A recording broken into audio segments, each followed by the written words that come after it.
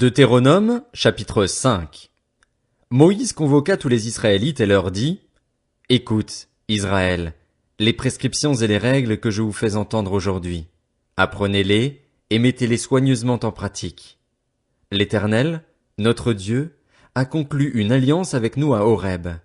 Ce n'est pas avec nos ancêtres que l'Éternel a conclu cette alliance, c'est avec nous, qui sommes ici aujourd'hui, tous vivants. L'Éternel vous a parlé face à face sur la montagne, du milieu du feu. Je me suis alors tenu entre l'Éternel et vous pour vous annoncer la parole de l'Éternel. En effet, vous aviez peur du feu et vous n'êtes pas monté sur la montagne. Il a dit: Je suis l'Éternel, ton Dieu, qui t'ai fait sortir d'Égypte, de la maison d'esclavage.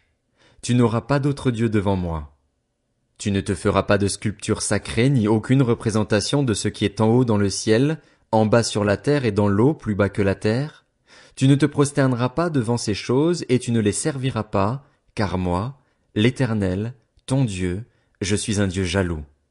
Je punis la faute des pères sur les enfants jusqu'à la 3e et à la 4e génération de ceux qui me détestent, et j'agis avec bonté jusqu'à 1000 générations envers ceux qui m'aiment et qui respectent mes commandements. Tu n'utiliseras pas le nom de l'Éternel, ton Dieu, à la légère, car l'Éternel ne laissera pas impuni celui qui utilisera son nom à la légère. Respecte le jour du repos en faisant un jour saint comme l'Éternel, ton Dieu, te l'a ordonné. Pendant 6 jours, tu travailleras et tu feras tout ce que tu dois faire. Mais le 7e jour est le jour du repos de l'Éternel, ton Dieu. Tu ne feras aucun travail, ni toi, ni ton fils, ni ta fille, ni ton esclave, ni ta servante, ni ton bœuf, ni ton âne, ni aucune de tes bêtes, ni l'étranger qui habite chez toi, afin que ton esclave et ta servante se reposent comme toi. Tu te souviendras que tu as été esclave en Égypte et que l'Éternel, ton Dieu, t'en a fait sortir avec puissance et force. Voilà pourquoi l'Éternel, ton Dieu, t'a ordonné de respecter le jour du repos. Honore ton père et ta mère comme l'Éternel, ton Dieu, te l'a ordonné, afin de vivre longtemps et d'être heureux dans le pays que l'Éternel, ton Dieu, te donne. Tu ne commettras pas de meurtre. Tu ne commettras pas d'adultère. Tu ne commettras pas de vol. Tu ne porteras pas de faux témoignages contre ton prochain. Tu ne convoiteras pas la femme de ton prochain. Tu ne désireras pas la maison de ton prochain, ni son champ, ni son esclave, ni sa servante, ni son bœuf, ni son âne, ni quoi que ce soit qui lui appartienne. Telles sont les paroles que l'Éternel a prononcées à haute voix sur la montagne, du milieu du feu, des nuées et de l'obscurité, et qu'il a adressées à toute votre assemblée, sans rien ajouter. Il les a écrites sur 2 tables de pierre qu'il m'a données. Lorsque vous avez entendu la voix du milieu des ténèbres et tandis que la montagne était tout en feu, vos chefs de tribus et vos anciens se sont tous approchés de moi, et vous avez dit: Voici que l'Éternel, notre Dieu, nous a montré sa gloire et sa grandeur, et nous avons entendu sa voix du milieu du feu. Aujourd'hui, nous avons vu que Dieu a parlé à des hommes et qu'ils sont restés en vie. Maintenant, pourquoi mourrions-nous? En effet, ce grand feu nous dévorera. Si nous continuons à entendre la voix de l'Éternel, notre Dieu, nous mourrons. Quel est l'homme, en effet, qui ait déjà entendu, comme nous, le Dieu vivant parler du milieu du feu et qui soit resté en vie? Que ce soit toi qui t'approches et écoutes tout ce que dira l'Éternel, notre Dieu. Tu nous rapporteras toi-même tout ce que te dira l'Éternel, notre Dieu, nous l'écouterons et nous le ferons. L'Éternel a entendu les paroles que vous m'avez adressées et il m'a dit: J'ai entendu les paroles que ce peuple t'a adressées. Tout ce qu'ils ont dit est bien. Si seulement ils avaient toujours ce même cœur pour me craindre et pour respecter tous mes commandements, afin d'être toujours heureux, eux et leurs enfants. Va leur dire de retourner dans leur tente. Quant à toi, reste ici avec moi et je te dirai tous les commandements, les prescriptions et les règles que tu devras leur enseigner, afin qu'ils les mettent en pratique dans le pays dont je leur donne la possession. Vous veillerez à vous conformer à ce que l'Éternel, votre Dieu, vous a ordonné de faire, vous ne vous en écarterez ni à droite ni à gauche. Vous suivrez entièrement la voie que l'Éternel, votre Dieu, vous a prescrite, afin de vivre et d'être heureux, de vivre longtemps dans le pays dont vous aurez la possession. Deutéronome, chapitre 6.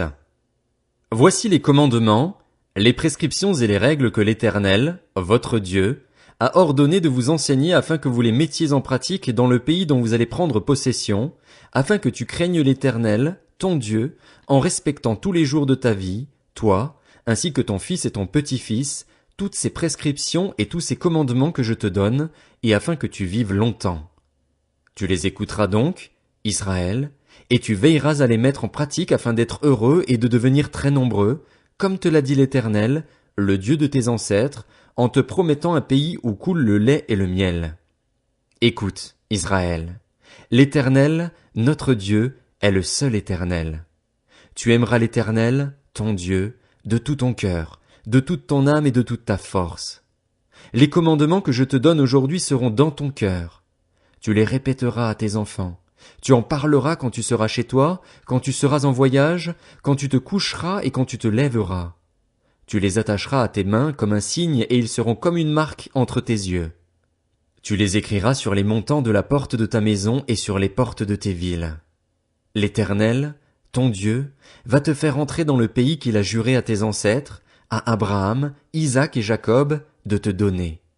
Tu posséderas de grandes et bonnes villes que tu n'as pas construites, des maisons pleines de toutes sortes de biens et que tu n'as pas remplies, des citernes que tu n'as pas creusées, des vignes et des oliviers que tu n'as pas plantés. Lorsque tu mangeras à satiété, fais bien attention de ne pas oublier l'Éternel, qui t'a fait sortir d'Égypte, de la maison d'esclavage. C'est l'Éternel, ton Dieu, que tu craindras, c'est lui que tu serviras et c'est par son nom que tu prêteras serment. Vous ne suivrez pas d'autres dieux, pris parmi les dieux des peuples qui sont autour de vous, car l'Éternel, ton Dieu, est un Dieu jaloux au milieu de toi. La colère de l'Éternel, ton Dieu, s'enflammerait contre toi et il t'exterminerait de la surface de la terre. Vous ne provoquerez pas l'Éternel, votre Dieu, comme vous l'avez fait à Massa. Vous respecterez les commandements de l'Éternel, votre Dieu, ses instructions et ses prescriptions qu'il vous a données. Tu feras ce qui est droit et ce qui est bien aux yeux de l'Éternel, afin d'être heureux et d'entrer en possession du bon pays que l'Éternel a juré à tes ancêtres de te donner, après avoir chassé tous tes ennemis devant toi, comme il l'a dit. Lorsque ton fils te demandera un jour, que signifient les instructions, les prescriptions et les règles que l'Éternel, notre Dieu, vous a données? Tu lui diras, nous étions esclaves du Pharaon en Égypte et l'Éternel nous a fait sortir de l'Égypte par sa main puissante. L'Éternel a accompli sous nos yeux de grands miracles et prodiges, porteurs de malheur pour l'Égypte, pour le Pharaon et pour toute sa maison. Il nous a fait sortir de là pour nous amener dans le pays qu'il avait juré à nos ancêtres de nous donner. L'Éternel nous a ordonné de mettre toutes ces prescriptions en pratique et de craindre l'Éternel, notre Dieu, afin que nous soyons toujours heureux et qu'il nous conserve la vie, comme il le fait aujourd'hui. Nous aurons droit à la justice lorsque nous veillerons à mettre en pratique tous ces commandements devant l'Éternel, notre Dieu, comme il nous l'a ordonné. Deutéronome, chapitre 7. Lorsque l'Éternel, ton Dieu, t'aura fait entrer dans le pays dont tu vas prendre possession et qu'il aura chassé devant toi beaucoup de nations, les Hittites, les Girgasiens, les Amoréens, les Cananéens, les Phéréziens, les Héviens et les Jébusiens, 7 nations plus nombreuses et plus puissantes que toi, lorsque l'Éternel, ton Dieu, te les aura livrées et que tu les auras battus, tu les voueras à la destruction. Tu ne concluras pas d'alliance avec elles et tu ne leur feras pas grâce. Tu ne contracteras pas de mariage avec ces peuples. Tu ne donneras pas tes filles en mariage à leurs fils et tu ne prendras pas leurs filles comme femmes pour tes fils.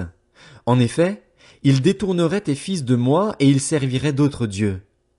Alors la colère de l'Éternel s'enflammerait contre vous et il te détruirait bien vite.